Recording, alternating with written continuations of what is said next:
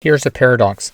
You need a web browser in order to search strategically, but a web browser is a very distracting environment. Here's how you can make it less distracting. If, when you go to your web browser, you see content like this, you're liable to get distracted. You're basically looking at a lot of clickbait here, meaning that each one of these headlines is designed to make you click on it, whether or not it is relevant. So you need to ensure that when you open Safari or go to Safari, you're not presented with any distracting content, any content at all. So go into your preferences and select New Windows Open With, set this to Home Page, and do the same for New Tabs Open With and leave your home page blank. Or you can set these preferences to open with an empty page. I prefer to use home page because I don't want to accidentally go to somewhere that might distract me. Having a home page is a recipe for distraction, so I leave it blank.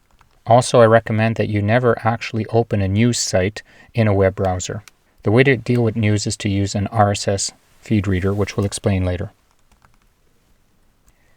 And when you do find an article that's worth reading, what you should do to avoid distraction is use the reader mode here. So press the reader button if you like, or it's much more productive to use Command-Shift-R to go into the reader mode, and then you see a distraction-free web page that filters out much of the paraphernalia that might distract you.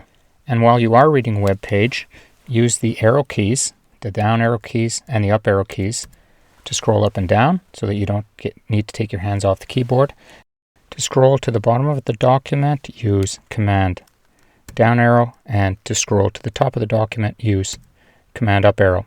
Try not to use the mouse or trackpad to navigate or execute functions.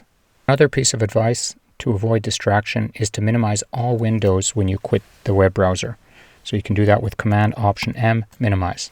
Another handy trick for navigating in Safari is to use the command keys in order to access your different tabs. Use Command-Shift, open bracket and close bracket to move left and right respectively.